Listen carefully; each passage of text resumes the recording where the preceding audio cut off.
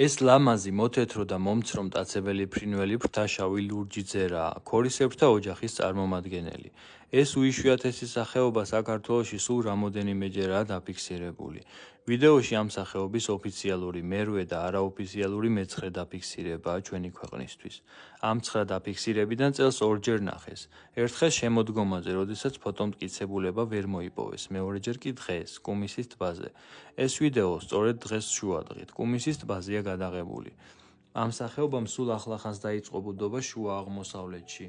მიუხედავად იმისა, რომ იქ შემთხვევით შემომფრენ ფრინველად ითვლებოდა და საბოლოოდ მისი არეალი ქვეყნიდან ქვეყანაში წლიდან წლამდე ფართოვდება.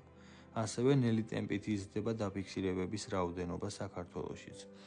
ფრთაშავი ლურჯი ძერა საქართველოში პირველად 11 წლის წინ, 2013 წელს გამოჩნდა. ეს საქართველოსთვის ახალი სახეობა ჯავახეთის რეგიონში იპოვეს, სადაც სულ რამდენიმე დღე გაჩერდა. ერთხელაა დაფიქსირებული მცხეთის მუნიციპალიტეტში, ერთხელ ყვარლის მუნიციპალიტეტში, ორჯერ ჯავახეთის რეგიონში, 4 დაფიქსირება აჭარიდან, სოფელი სახალვაშოდანაა, ხოლო უკანასკნელი დღევანდელი დაფიქსირება კი ქვემო ქართლის ანგარიშზეა.